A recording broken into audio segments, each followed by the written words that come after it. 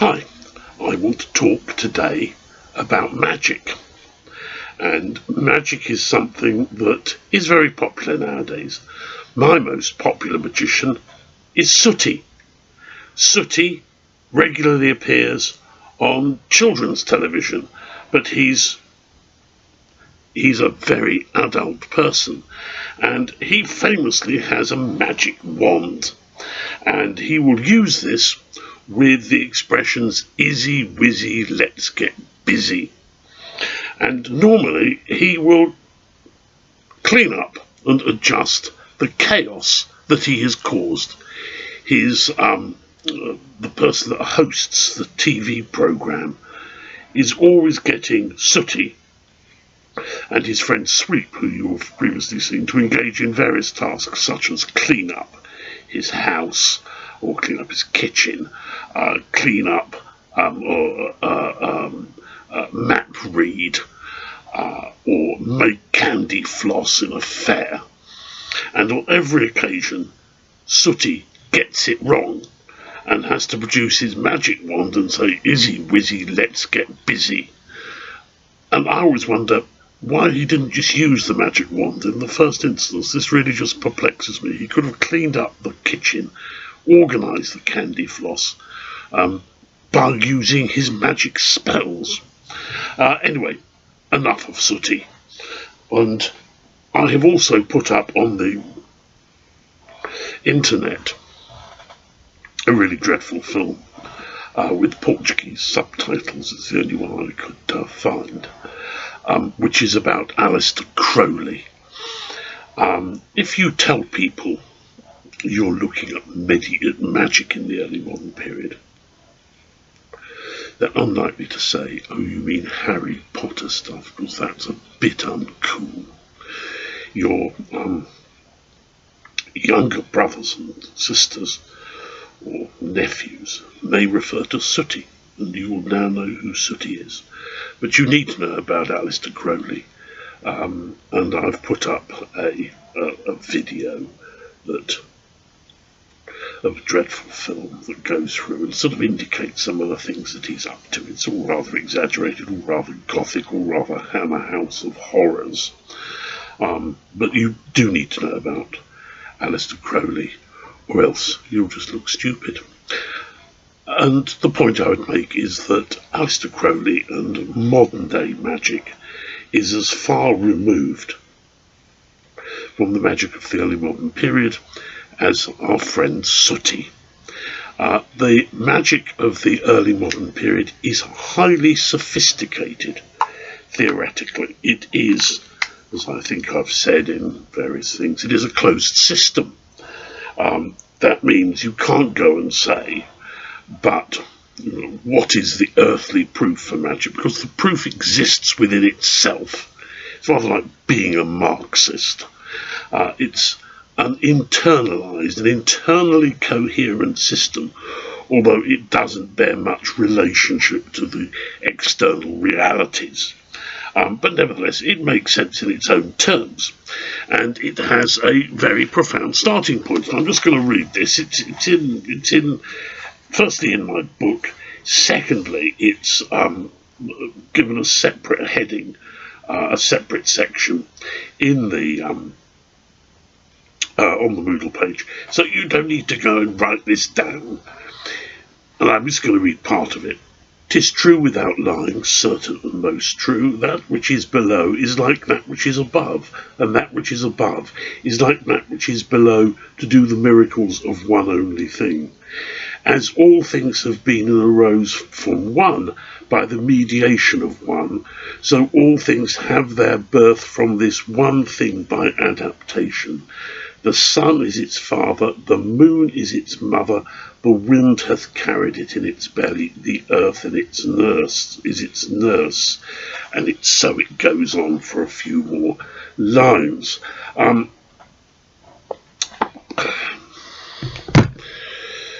This is all wonderful, and people believed that texts like this of a mysterious providence encapsulated some form of hidden knowledge. There was a belief that there was a vast range of knowledge that had been gathered in the ancient world and had been lost. And the passage I've just read out to you is supposed to have been found by Alexander the Great, carved in jade on the tomb of Hermes Trismegistus. Hermes Trismegistus, it was believed at the time to be older than to have lived before Moses and to have been a great prophet and magician. And the passage I've just read from you is known as the Emerald Tablet, since Hermes Trismegistus is sometimes associated with the Egyptian god Thoth. It is also known as the Book of Thoth, and that in a sense gives us an indication of its origin. The text, as far as we can make out, it goes back to the 7th century. It's circulating in Europe in the 13th century, it goes back to the 7th century. And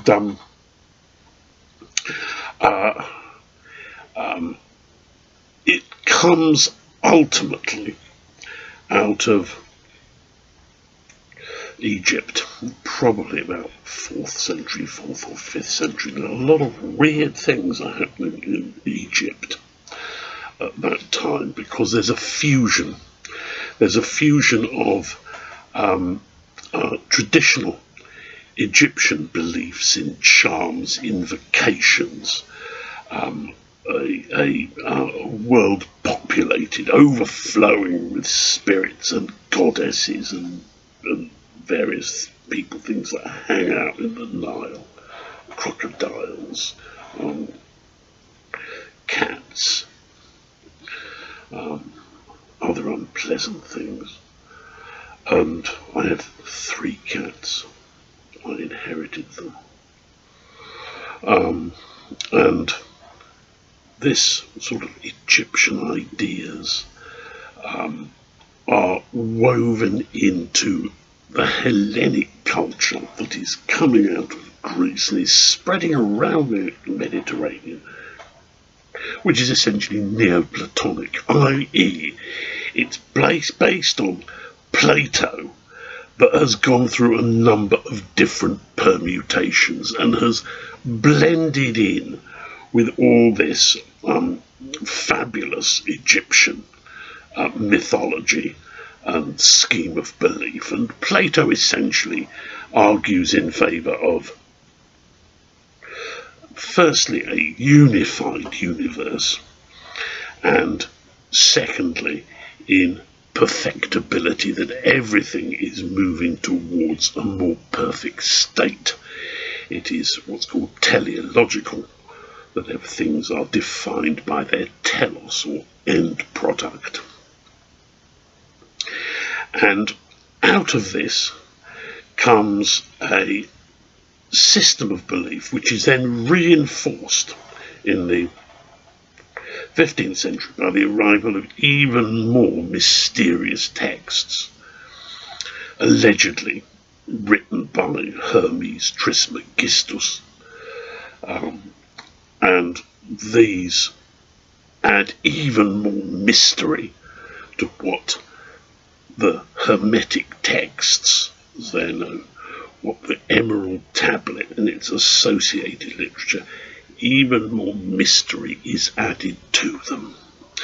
But essentially, the principles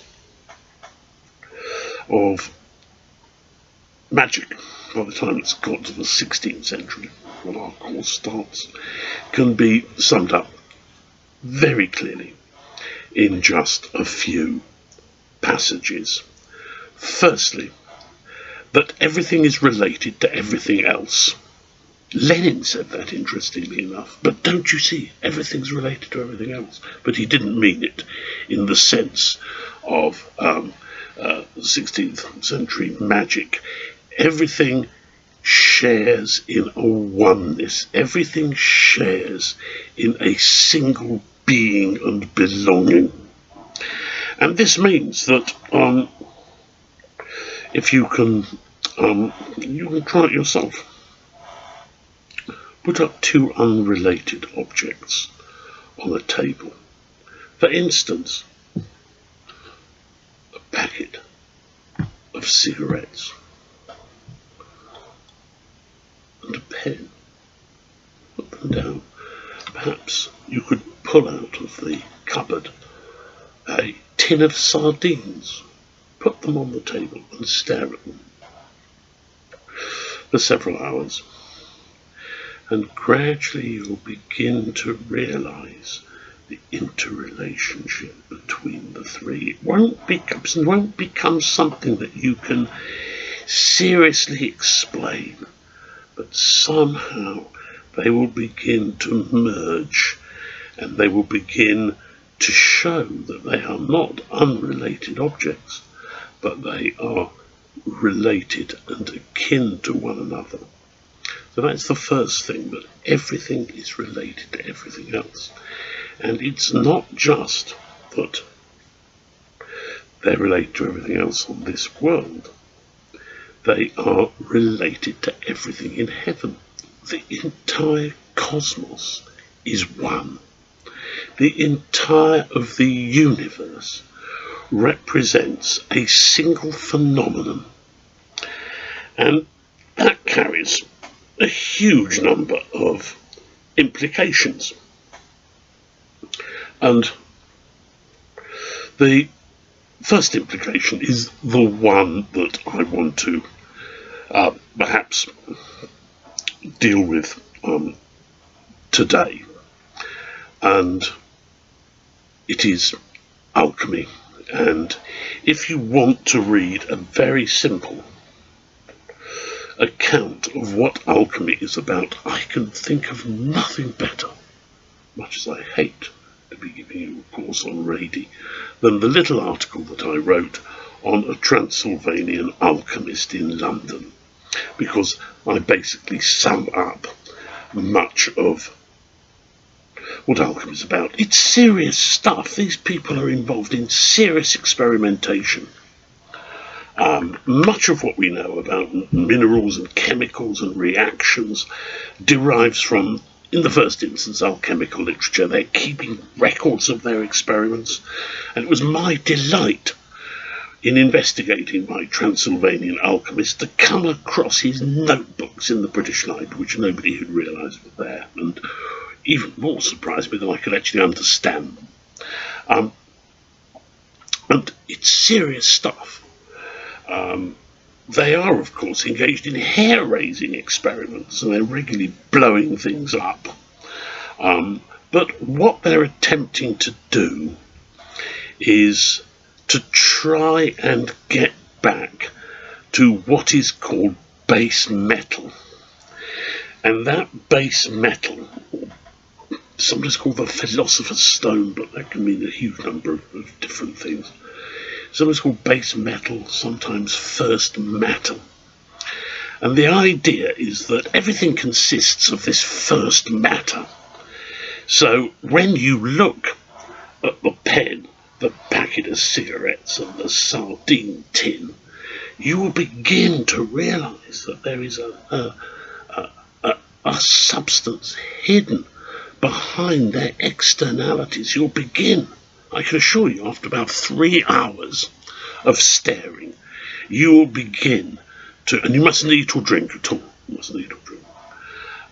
After this period of time, you will begin to appreciate the interrelationship of the substances there, and you'll begin to apprehend the base matter. Now, if you've got base matter,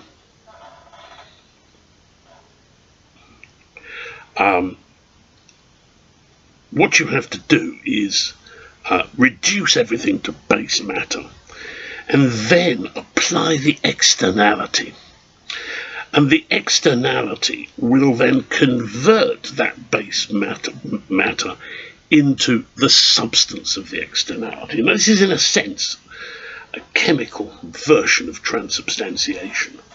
The idea that you've got a substance, a hidden substance, and an externality. And what alchemists are trying to do is to get to base metal and then add this externality of gold, a little bit of gold, and it will transform the base matter. So from a little bit of gold and a lot of base metal, first matter, you'll get a lot of gold. That's essentially at the rawest what they're trying to do. But there's more to it than that, and I just want to give you a glimpse of this. You see, it's not just people like Hermes Trismegistus who are writing all this complicated and obscure stuff. It's hidden away as well in places like Virgil. And Virgil's tremendously important because Virgil in his eclogues, which are sometimes called the bucolics, because they take place in the nice countryside. Virgil in the bucolics prophesies Christ's birth. A virgin will come with a son, and that son will transform the world. Wow, I mean, he was obviously onto something at that point. So when he starts in his Aeneid referring to visits to the underworld and plucking a golden bough from a tree, and then another golden bough takes its place, he's obviously referring to the principles of alchemy. We've got a picture of it here. One of my favourite books of chemical manuscript from the 16th century. There we have Virgil climbing a tree, scaring the birds, it would seem, climbing a tree in order to get hold of the golden bough. In other words, alchemy, this is thought to have something to do with alchemy, creating golden boughs out of trees. That alchemy is not just, therefore, about changing base metal to gold. It's more than that. It's linked in to a vision of the universe, and it is closely related to traditional texts, albeit ones that have been pulled around a bit in people's imagination. It's supported by classical authors, and it's supported by a view of the cosmos that is strange to us. It's certainly strange to Sooty. It's a vision of the cosmos that nevertheless makes sense on its own terms. I'll finish there. Sooty says goodbye.